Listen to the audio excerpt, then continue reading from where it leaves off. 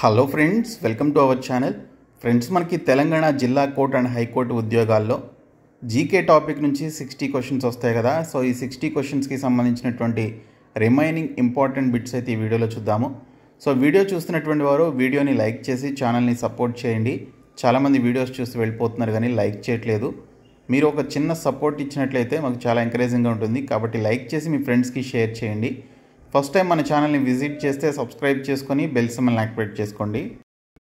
డీటెయిల్స్లోకి వెళ్లే ముందు మీరు తెలంగాణ జిల్లా కోర్టు అండ్ హైకోర్టు ఉద్యోగాలకి ప్రిపేర్ అవుతున్నటువంటి క్యాండిడేట్స్ అయితే మేము మీకోసం ఈ 3 కోర్సెస్ని అయితే ఆఫర్ చేస్తున్నాము. ఇందులో మీరు ఈ మెగా కోర్స్ని కనుక తీసుకున్నట్లయితే ఈ ఒక్క కోర్సులోనే మీకు తెలుగు మీడియంలో ఉన్నటువంటి అన్ని సబ్జెక్టులకి సంబంధించిన వీడియో క్లాసెస్ అవైలబుల్గా ఉంటాయి. అలాగే 25 mock test Telugu medium and English మీడియంలో 25 మాక్ టెస్ట్ అవైలబుల్గా ఉంటాయి. అలాగే మీకు 30,000 ప్లస్ బిట్స్ ఉన్నటువంటి జీకే అండ్ ఇంగ్లీష్కి సంబంధించినటువంటి ప్రీవియస్ ఎగ్జామ్స్లో అడిగినటువంటి బిట్స్ ఉంటాయి. అలాగే ప్రీవియస్ పేపర్స్ కూడా మీకు ఈ ఒక్క మెగా కోర్స్ మీరు ఈ 499 రూపీస్ ఉన్నటువంటి కోర్స్ తీసుకోవడం ద్వారా పొందవచ్చు. లేదు మీకు ఓన్లీ పీడిఎఫ్ కోర్స్ కావాలి అనుకుంటే ఈ పీడిఎఫ్ కోర్స్ తీసుకోవచ్చు. 199 రూపీస్తో మీరు 6 months వ్యాలిడిటీతో ఈ యొక్క కోర్స్ అయితే పొందవచ్చు. ఇందులో మీకు 30,000 ప్లస్ బిట్స్ ఉన్నటువంటి పీడిఎఫ్ మెటీరియల్స్తో పాటు స్టాటిక్ జీకే, కరెంట్ అఫైర్స్, అలాగే మీకు ఇంగ్లీష్ లాంగ్వేజ్కి సంబంధించినటువంటి పీడిఎఫ్స్తో పాటు ప్రీవియస్ పేపర్స్ కూడా మీకు అవైలబుల్గా ఉంటాయి. లేదు మీకు ఓన్లీ మాక్ టెస్ట్లకి సంబంధించినటువంటి టెస్ట్ సిరీస్ కావాలి అనుకుంటే 25 మాక్ టెస్ట్ ఉన్నటువంటి తెలుగు అండ్ ఇంగ్లీష్లో అవైలబుల్గా ఉన్నటువంటి ఈ కోర్స్ అయితే తీసుకోండి. ఇందులో మీకు చూసుకుంటే GK 60 bits, English 40 bits, total 100 bits ఉన్నటువంటి 25 మాక్ టెస్ట్ అయితే మీకు ప్రతి మాక్ టెస్ట్లో 100 బిట్స్ అయితే ఉంటాయి. మీకు ఇంగ్లీష్ అండ్ తెలుగు మీడియంలో ఉంటాయి. మీరు రియల్ ఎగ్జామ్లో రాసినట్లుగా ఈ యొక్క మాక్ టెస్ట్లు అయితే రాయొచ్చు. సో ఈ 2 కోర్సులు కూడా మీకు ఇక్కడ టీఎస్ ఎగ్జామ్స్ అనేటువంటి బాక్స్లో యాప్ హోమ్ పేజ్లో ఉంటాయి. ఈ మాక్ టెస్ట్ అనేటువంటి ఈ పర్టికులర్ కోర్స్ వచ్చేసి యాప్ హోమ్ పేజ్లో టెస్ట్ సిరీస్ అనేటువంటి ఈ యొక్క బాక్స్లో ఉంటుంది. సో ప్రతి ఒక్కరు కూడా తీసుకోండి.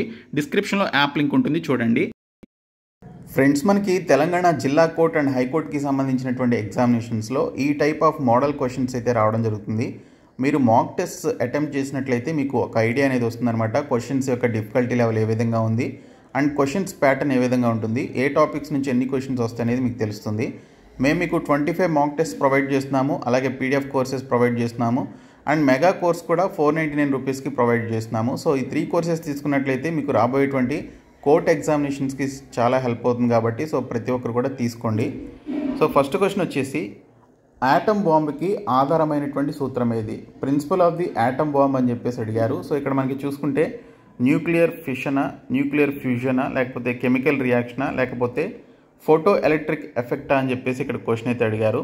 సో ఇక్కడ మనకి చూసుకుంటే ఆటమ్ బాంబు దేనిపైన, ఏ ప్రిన్సిపల్ పైన పనిచేస్తుంది అంటే న్యూక్లియర్ ఫిషన్ అండి. సో న్యూక్లియర్ విచ్చిత్తి అనేటువంటి యొక్క నియమం పైన పనిచేయడం జరుగుతుంది. నెక్స్ట్ క్వశ్చన్, పైలట్తో పని లేకుండా రిమోట్ కంట్రోల్ ద్వారా గూఢాచారి కార్యక్రమాలను ఉపయోగించేందుకు భారత్ రూపొందించినటువంటి విమానం పేరు ఏమిటి? What is the name of the plane developed by India to perform spy activities via remote control without the need for a pilot? So దాని పేరు వచ్చేసి నిశాంత్ అండి.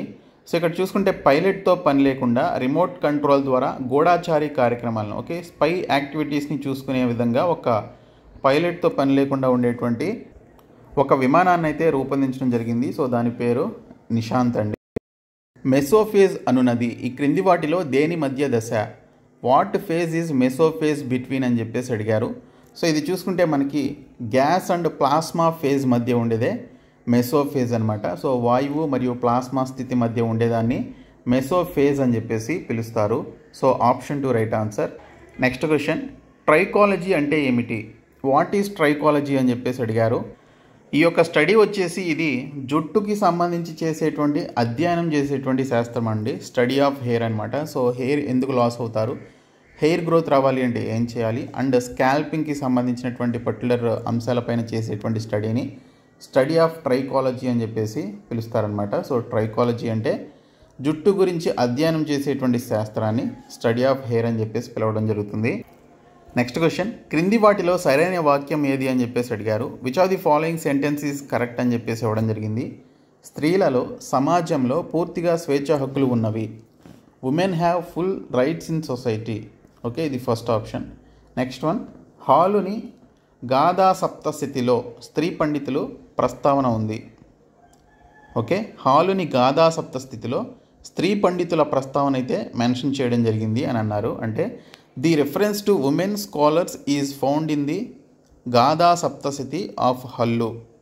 ఓకే, హల్లు రాసినటువంటి యొక్క గాథా సప్తశతి అనేటువంటి పర్టికులర్ గ్రంథంలో స్త్రీలకి సంబంధించినటువంటి పండితుల ప్రస్తావన గురించి అయితే మెన్షన్ చేయడం జరిగిందని చెప్పేసి ఇచ్చారు. సో ఇది రైట్ స్టేట్మెంటే. అలాగే స్త్రీలకు సమాజంలో పూర్తిగా స్వేచ్ఛా హక్కులు ఉన్నవి అనేది కూడా కరెక్ట్ స్టేట్మెంటే కాబట్టి సో ఇచ్చినటువంటి ఆప్షన్స్లో మనకి చూస్తే రెండు సరైనవి అనమాట. సో బోత్ ఆర్ కరెక్ట్ కాబట్టి సో ఇక్కడ మనం ఆప్షన్ 3 రైట్ అని చెప్పేసి చెప్పుకోవాలి. నెక్స్ట్ క్వశ్చన్, మొదటి రుద్రదమనుడికి సంబంధించి సరైన వాక్యాన్ని గుర్తించండి. Identify the correct sentence about the first Rudradaman. క్రీస్తు శకం 2వ శతాబ్ద ప్రథమార్థానికి చెందినవాడు. ఈ రుద్రదామన్ అనేటువంటి ఒక మొదటి రుద్రదామన్ క్రీస్తు శకం 2వ శతాబ్ద ప్రథమార్థానికి చెందినవాడు అని చెప్పేసి ఇచ్చారు. అంటే he belong to the 2nd century AD. So ఇది రైట్ స్టేట్మెంటే. తర్వాత 2 మార్లు శాతవాహనుల చేతిలో ఓడిపోయాడు. He was defeated twice by the Satavahanas అని చెప్పేసి ఇచ్చారు. సో ఇది కరెక్ట్ స్టేట్మెంట్ అయితే కాదు. నెక్స్ట్ వన్, సో మౌర్యుల కాలానికి చెందినటువంటి సుదర్శన సరస్సును మరమ్మత్తు చేయించాడు. He repaired the Sudarshana lake from the Maurya period. ఇది కరెక్ట్ స్టేట్మెంటే. నెక్స్ట్ వన్, శుద్ధ సంస్కృతంలో మొట్టమొదటి సుదీర్ఘ శాసనాన్ని జారీ చేశాడు. He issued the first long inscription in pure Sanskrit అని చెప్పేసి ఇచ్చారు. సో ఇక్కడ చూసుకుంటే మనకి first statement, third statement and fourth statement ఇవన్నీ కూడా కరెక్ట్ స్టేట్మెంట్స్ అనమాట. కాబట్టి ఇచ్చినటువంటి యొక్క పర్టికులర్ క్వశ్చన్కి సంబంధించిన ఆప్షన్స్ చూస్తే 1, 3, 4 సరైనవి. 1, 3 and 4 ఆర్ కరెక్ట్ అనేది దీనికి సంబంధించినటువంటి రైట్ ఆప్షన్. నెక్స్ట్ క్వశ్చన్, క్రింది వాటిలో సరైనది ఏది అని చెప్పేసి ఇచ్చారు. Which of the following is correct అని చెప్పేసి క్వశ్చన్ అయితే రావడం జరిగింది. సో ఇక్కడ చూసుకుంటే తెలంగాణ 77 డిగ్రీలు 15 అక్షాంశం తూర్పు రేఖాంశం నుండి 81 డిగ్రీలు 19 అక్షాంశం తూర్పు రేఖాంశం వరకు విస్తరించి ఉంది.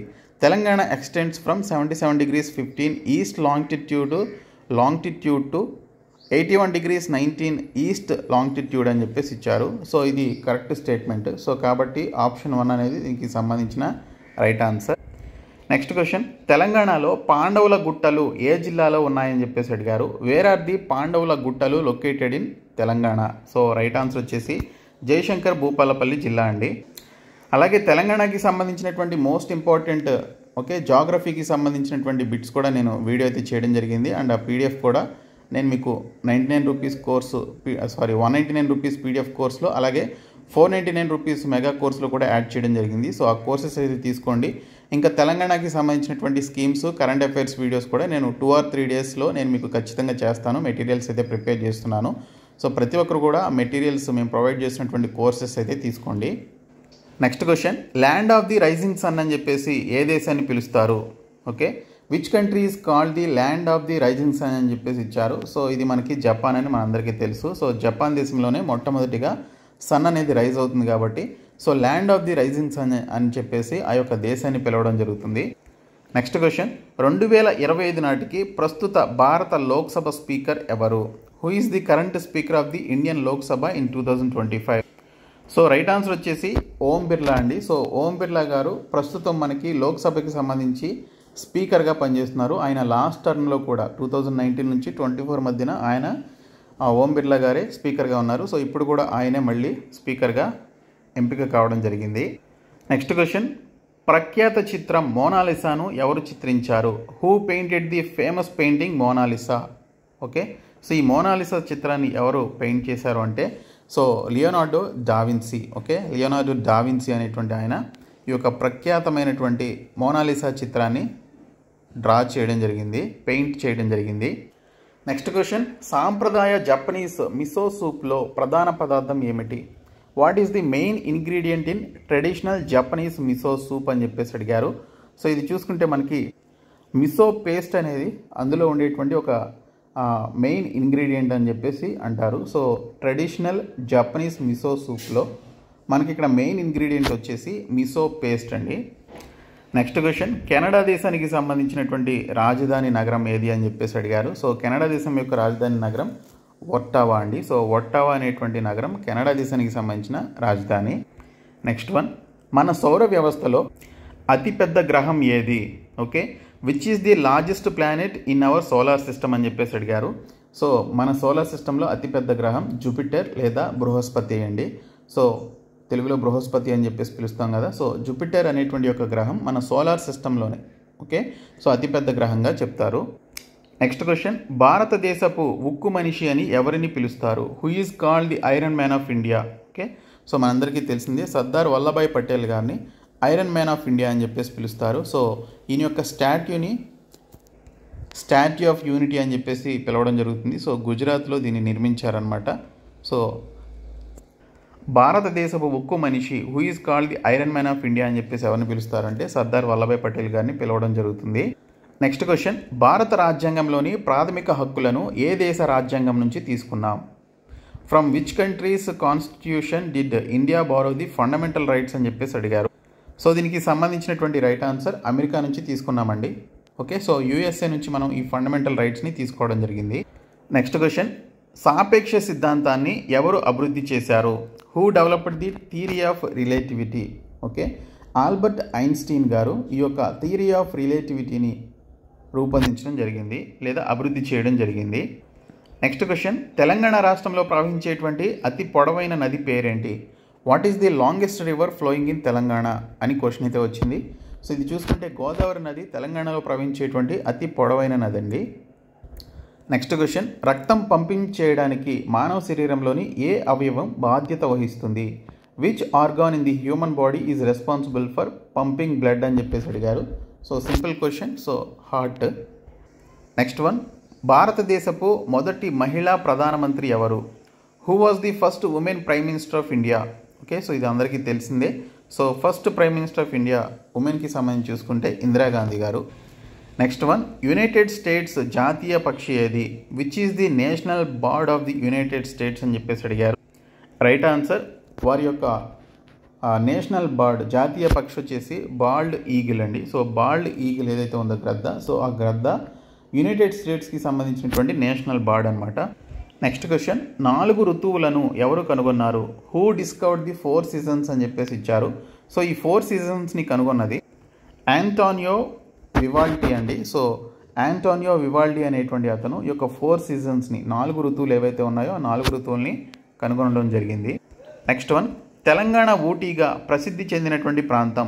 Which area in Telangana is famous as the Ooty of Telangana? Okay. So ఇది చూసుకుంటే అనంతగిరి కొండలండి. సో అనంతగిరి హిల్స్ని తెలంగాణ ఊటీగా పిలుస్తారనమాట. సో తెలంగాణ ఊటీగా ప్రసిద్ధి చెందినటువంటి ప్రాంతం వచ్చేసి మనకి ఇక్కడ అనంతగిరి హిల్స్ అండి. సో అనంతగిరి కొండలు. నెక్స్ట్ క్వశ్చన్, భారత అంతరిక్ష పరిశోధన సంస్థ ISRO data remote sensing centre ఎక్కడ ఉంది? Where is the ISRO data remote sensing centre located? ఈ డేటా రిమోట్ సెన్సింగ్ సెంటర్ మనకి మన హైదరాబాద్లోనే ఉందండి, ఇస్రోకి సంబంధించినటువంటి సంస్థ. సో కాబట్టి right answer Hyderabad. Next one, missile man of India అని ఎవరిని పిలుస్తారు? Who is called the missile man of India? So మనందరికీ తెలిసిందే ఏపీజే అబ్దుల్ కలాం గారిని మిసైల్ మ్యాన్ ఆఫ్ ఇండియా అని చెప్పేసి పిలవడం జరుగుతుంది. నెక్స్ట్ క్వశ్చన్, భారతదేశంలో మొట్టమొదటి గ్లాసు వంతెన ఇటీవల 2024లో ఎక్కడ నిర్మించారు? Where was India's first glass bridge recently constructed in 2024?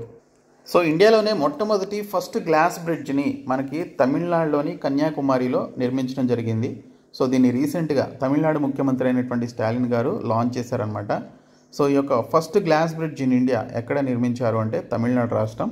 So ఇవి రిమైనింగ్ క్వశ్చన్స్ అండి. సో ప్రీవియస్గా ఒక 40 క్వశ్చన్స్ వరకు ఆర్ 35 క్వశ్చన్స్ వరకు ఎక్స్ప్లెయిన్ చేయడం జరిగింది. సో ఇప్పుడు మిగిలినటువంటి క్వశ్చన్స్ అయితే చెప్పాను. సో టోటల్ 60/60 క్వశ్చన్స్ అయితే చెప్పాము. సో జీకేకి సంబంధించి. సో మోడల్ క్వశ్చన్స్ మీకు ఈ విధంగానే ఉంటాయి. మీరు మాక్ టెస్ట్లు అటెంప్ట్ చేసినట్లయితే so you can easily know the difficulty of the paper అనమాట. కాబట్టి ప్రతి ఒక్కరు కూడా మాక్ టెస్ట్లు అయితే తీసుకోండి. అండ్ 499 రూపీస్ మెగా కోర్స్ తీసుకున్నట్లయితే అందులో మీకు వీడియో క్లాసెస్ ఉంటాయి, 25 మాక్ టెస్ట్ ఉంటాయి, 30,000 ప్లస్ బిట్స్ ఉన్నటువంటి జీకే క్వశ్చన్స్ ఉంటాయి, అలాగే ఇంగ్లీష్ క్వశ్చన్స్ కూడా ఉంటాయి.